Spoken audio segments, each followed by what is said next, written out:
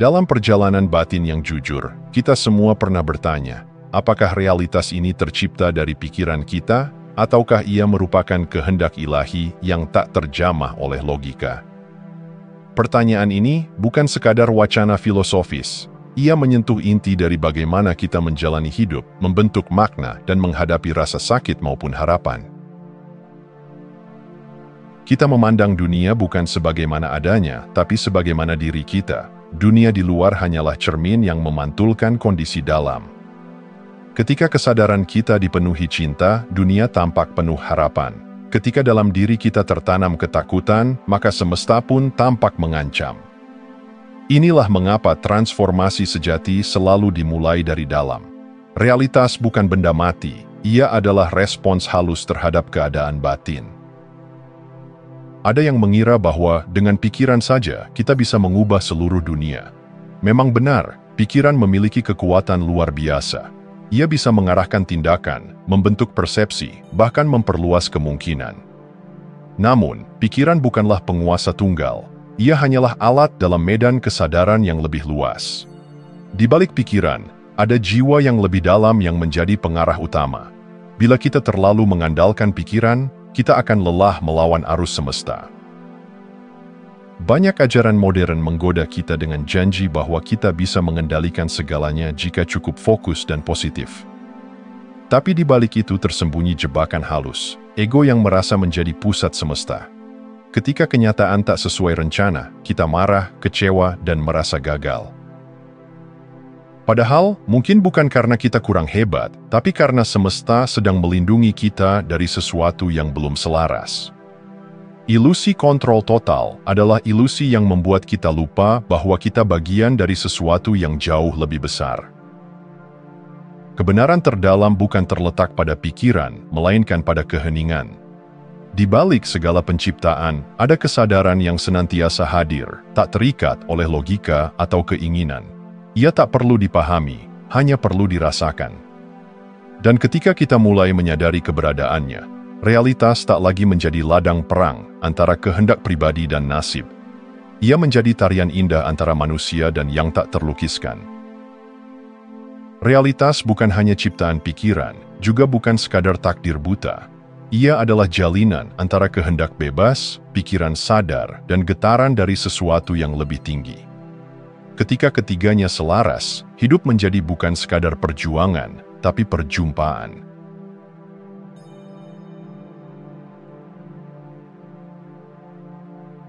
Banyak dari kita tumbuh dalam pandangan bahwa Tuhan adalah sosok di luar sana, mengawasi dari jauh, menilai, menghukum, atau memberi hadiah sesuai perbuatan.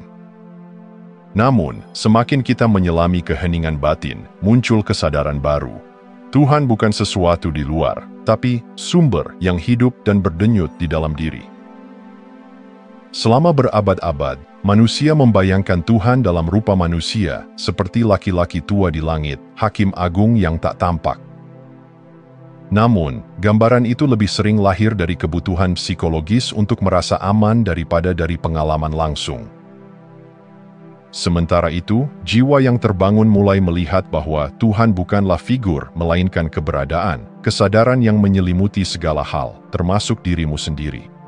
Kita tidak perlu mencarinya jauh-jauh, cukup hadir dan membuka ruang dalam batin. Tuhan bukan remote control yang mengatur nasib manusia secara acak. Ia adalah fondasi yang memungkinkan segalanya ada. Sama seperti ruang yang memberi tempat bagi segala bentuk, Tuhan adalah ruang eksistensial yang tak terlihat, tapi selalu menopang. Ia tidak mengintervensi seperti diktator, tapi mengalir seperti udara, senyap, namun menopang hidup. Kesadaran ini membebaskan, karena Tuhan tidak memaksa, tapi memanggil. Ia tidak mencengkeram, tapi memeluk. Tuhan tidak bisa dibuktikan lewat debat atau dihitung dengan statistik. Ia bukan konsep untuk dimenangkan dalam diskusi. Ia adalah pengalaman langsung yang muncul saat kita benar-benar hadir. Dalam diam, dalam air mata, dalam detik-detik yang kita rasakan dengan utuh. Kita tak akan pernah menemukannya dalam keramaian pikiran, tapi selalu menemukannya dalam keheningan yang jujur. Tuhan tidak bersembunyi, kitalah yang terlalu sibuk. Di era manifestasi dan hukum tarik-menarik, Banyak orang mulai merasa bahwa Tuhan adalah alat pemenuh keinginan, tapi ketika doa tak terkabul, kita merasa Tuhan menjauh atau tidak mendukung. Padahal mungkin kita sedang diajak untuk mengenali bahwa keinginan yang tidak selaras dengan jiwa bukanlah kebaikan. Jarak dari Tuhan seringkali bukan karena Ia menolak, tapi karena kita melihatnya bukan sebagai sumber sejati, melainkan sebagai alat pemuas ego. Tuhan bukan raja yang duduk di takhta tinggi, menunggu penyembahan. Ia adalah napas pertama dan terakhir dalam hidupmu. Ia tak jauh. Ia adalah inti dari keberadaanmu sendiri.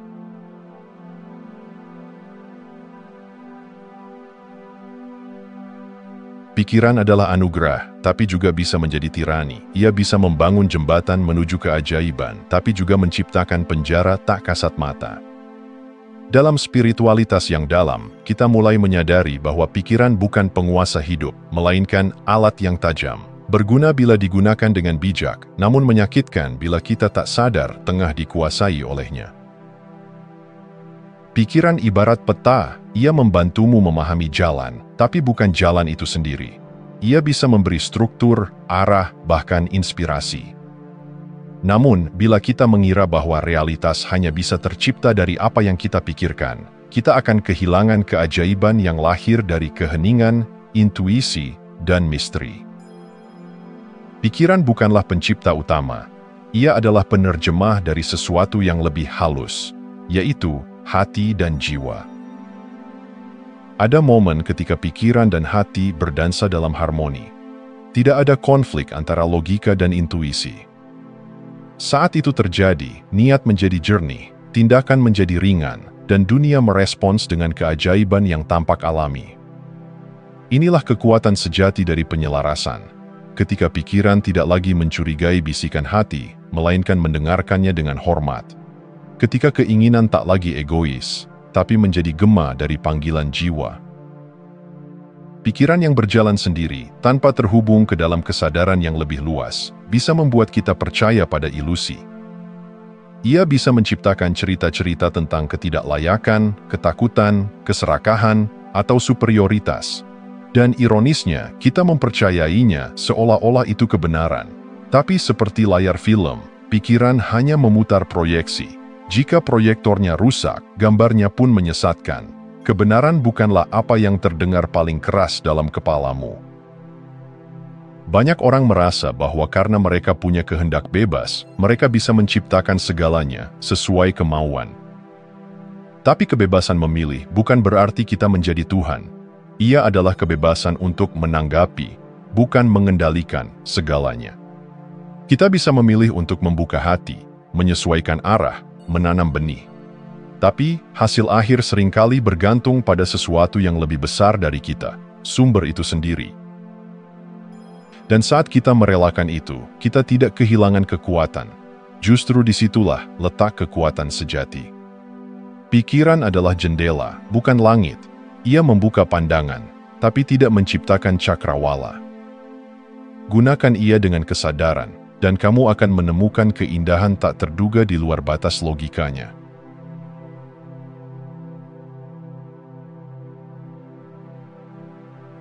Di satu sisi kita diajarkan bahwa Tuhan adalah pemilik rencana besar, pengatur segalanya. Di sisi lain, kita merasakan kebebasan untuk memilih, menolak, bahkan mempertanyakan kehendaknya. Maka muncul pertanyaan yang mendalam, apakah Tuhan dan kebebasan manusia itu saling bertentangan, atau justru saling melengkapi dalam tarian semesta yang agung? Jika Tuhan adalah Maha Kuasa, mengapa kita diberi ruang untuk meragukan, menyimpang, atau bahkan menolaknya? Jawabannya mungkin bukan tentang kekuasaan, tapi tentang cinta. Cinta sejati tidak mengurung, ia membebaskan. Tuhan memberi kita kehendak bebas, bukan agar kita tunduk secara buta, tetapi agar kita bisa memilih untuk mencintai, untuk kembali pulang, bukan karena takut, tapi karena sadar.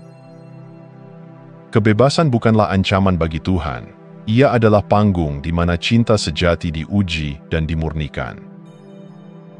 Setiap pilihan yang kita buat membawa kita lebih dekat atau lebih jauh dari kesadaran akan Tuhan dalam diri.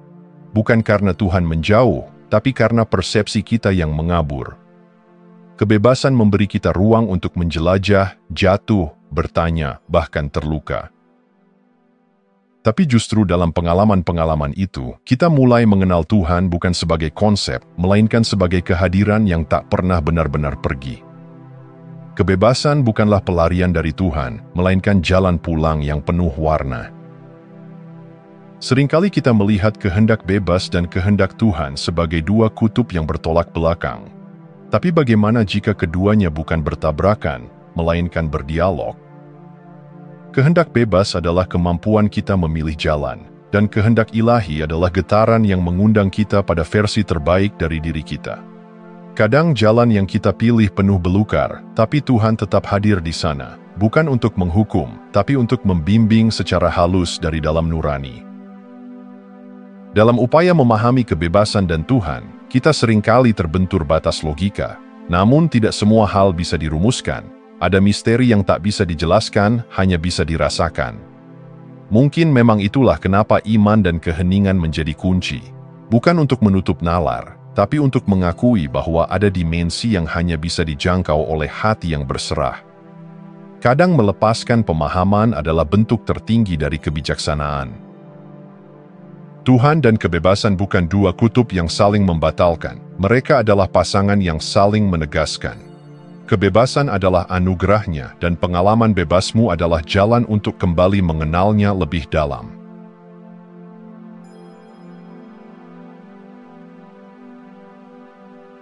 Di era kesadaran dan manifestasi, kita diajak percaya bahwa semesta akan memberikan apapun yang kita pikirkan dan rasakan secara konsisten. Tapi bagaimana jika segala afirmasi, visualisasi, dan usaha batin itu tak kunjung membuahkan hasil? Apakah ini tanda bahwa Tuhan menolak kita? Atau justru ada hikmah yang lebih dalam di balik diamnya? Sering kita menyalahkan diri sendiri saat manifestasi gagal. Mungkin pikiranku belum cukup positif, mungkin aku belum cukup percaya, mungkin ada trauma tersembunyi. Tapi ada saat ketika semua itu sudah dilakukan dan kenyataan tetap diam. Saat itulah kita dihadapkan pada kemungkinan bahwa hidup tidak selalu tunduk pada pola pikir kita. Kegagalan manifestasi bukan berarti kegagalan spiritual, tapi mungkin panggilan untuk masuk lebih dalam. Tidak semua yang kita inginkan berasal dari kedalaman jiwa. Banyak keinginan lahir dari luka, ketakutan, atau dorongan untuk membuktikan nilai diri. Maka ketika semesta menolak, bisa jadi itu bukan penolakan, tapi penyaringan. Jiwa tahu apa yang sejati, dan apa yang hanya bayangan ego. Tuhan dalam kebijaksanaannya tidak mengabulkan semua keinginan kita, tapi hanya yang benar-benar menumbuhkan kita. Yang tidak dikabulkan seringkali adalah bentuk perlindungan, bukan pengabaian. Dalam budaya manifestasi, kata pasrah sering disalahartikan sebagai kelemahan. Padahal ada kekuatan luar biasa dalam ketundukan. Ketika kita berkata, "Aku sudah berusaha, kini aku berserah," itu bukan tanda menyerah. Itu tanda dewasa, karena kita sadar, ada batas di mana kendali manusia harus dilepaskan, dan kepercayaan pada kebijaksanaan ilahi mengambil alih. Ketundukan adalah kelegaan dari perang batin yang berkepanjangan. Kadang kita mengira Tuhan tidak menjawab karena tidak terjadi apa-apa, tapi justru dalam keheningan itulah Dia berbicara paling dalam. Melalui rasa sabar yang tumbuh, melalui kesadaran yang melembut, melalui penyesuaian arah yang halus. Kita belajar bahwa kehadirannya tidak selalu datang dalam bentuk hasil, tapi dalam perubahan diri. Jawaban Tuhan tidak selalu datang dalam bentuk ya, tapi selalu datang dalam bentuk pertumbuhan. Kegagalan manifestasi bukan akhir dari perjalanan spiritual. Ia adalah undangan untuk melihat lebih dalam, siapa yang sebenarnya menginginkan itu, dan siapa yang sedang tumbuh dalam proses menantinya. Tuhan tidak menolakmu, Ia sedang membentukmu.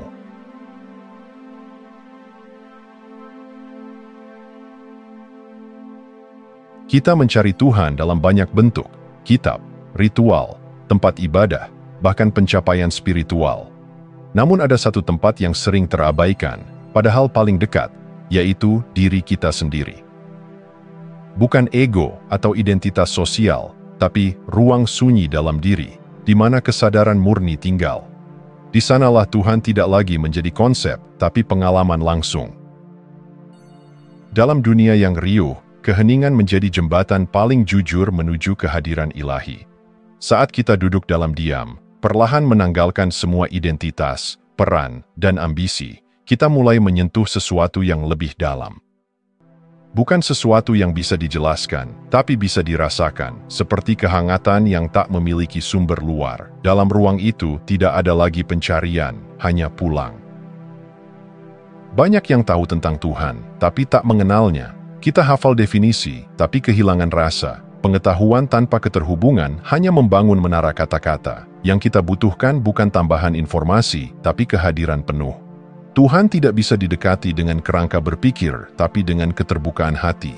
Saat kita hadir sepenuhnya, tanpa syarat, tanpa topeng, Tuhan muncul bukan sebagai ide, tapi sebagai getaran nyata dalam dada. Pikiran seringkali menjadi tembok yang memisahkan kita dari keheningan ilahi. Ia terus bertanya, menilai, mengukur, mengganggu. Tapi saat pikiran mulai diam, bukan karena dipaksa, tapi karena disadari, maka lapisan-lapisan ilusi mulai mengelupas. Yang tersisa adalah ruang hening yang hidup, bukan kosong, tapi penuh. Di sanalah Tuhan tinggal, bukan sebagai tamu, tapi sebagai inti dari segalanya. Kita mengira kenyataan adalah apa yang kita pikirkan, tapi pikiran hanya potongan kecil dari pengalaman hidup. Realitas sejati muncul saat kita mengalami dunia dengan seluruh diri, dengan rasa, napas, tubuh, dan hati. Di sana kita menyadari bahwa Tuhan tidak terpisah dari realitas. Ia hadir dalam daun yang gugur, dalam air yang mengalir, dalam air mata yang jatuh. Tuhan tidak sedang menunggu di tempat lain. Ia sedang berbicara melalui segalanya yang kita alami, bila kita cukup hadir untuk mendengar. Menemukan Tuhan dalam diri bukan perjalanan ke tempat yang jauh. Ia adalah pengupasan, meninggalkan apa yang bukan diri agar yang ilahi bisa kembali terasa. Dan ketika kita benar-benar hadir dalam diri sendiri, kita akan tahu bahwa kita tidak pernah terpisah.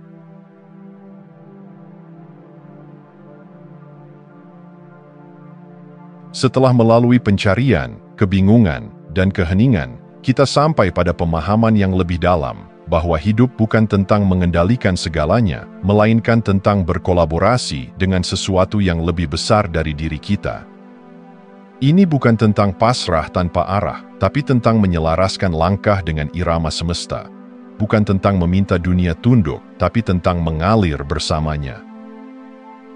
Kita sering mengira doa adalah bentuk permintaan, seakan kita tahu apa yang terbaik, lalu Tuhan tinggal menyetujui atau tidak. Tapi di kedalaman batin, doa bukan sekadar permohonan. Ia adalah proses menyelaraskan diri, merendahkan ego, membuka hati, untuk melihat bahwa mungkin ada rencana yang lebih baik. Doa yang sejati bukan Tuhan, jadikan ini terjadi, tapi Tuhan, sejajarkan aku dengan yang seharusnya terjadi. Keinginan tidak salah, ia adalah isyarat dari kehidupan yang ingin bergerak melalui kita, tapi tidak semua keinginan berasal dari tempat yang murni. Manifestasi sejati bukan soal menarik segalanya ke dalam hidup, tapi soal menyaring, mana yang lahir dari jiwa dan mana yang hanya bisikan luka lama. Ketika keinginan kita sejalan dengan getaran ilahi, semesta tidak hanya membuka jalan, ia menjadi jalan itu sendiri. Dalam syukur, kita berhenti menuntut dan mulai melihat. Dalam berserah, kita tidak menyerah, tapi mempercayakan diri pada hikmah yang lebih luas. Syukur bukan hanya sikap pasif, ia adalah kekuatan aktif yang menggeser vibrasi kita dari keluhan menjadi keterbukaan. Dan dalam keterbukaan itu, Tuhan bekerja. Syukur adalah bahasa jiwa yang telah memahami bahwa segala hal, bahkan penundaan, adalah bagian dari kasih. Banyak yang mengira spiritualitas adalah jalan untuk menjadi lebih kuat, lebih sukses, lebih terwujud. Tapi semakin dalam kita melangkah, kita sadar bahwa kemenangan sejati bukan tentang menaklukkan dunia, tapi tentang hidup di dalamnya dengan hati yang damai. Dunia tidak perlu dikalahkan, hanya dipahami. Kita tidak perlu mendominasi realitas, hanya menari bersama ritmenya. Keselarasan adalah bentuk tertinggi dari kekuasaan. Hidup bukan tentang memilih antara kehendak diri dan kehendak Tuhan, tapi tentang menyatukan keduanya. Dalam kesadaran, kita tak lagi berusaha menciptakan realitas sendirian. kita mulai bekerja sama dengan sumber itu sendiri, bukan sebagai hamba yang takut, tapi sebagai sahabat yang sadar. Dan di titik itu, hidup bukan sekadar terjadi, ia menjadi doa yang terus hidup. Terima kasih sudah menonton. Jangan lupa like, komen, dan subscribe untuk dukung channel ini terus berkembang. Sampai jumpa di video selanjutnya.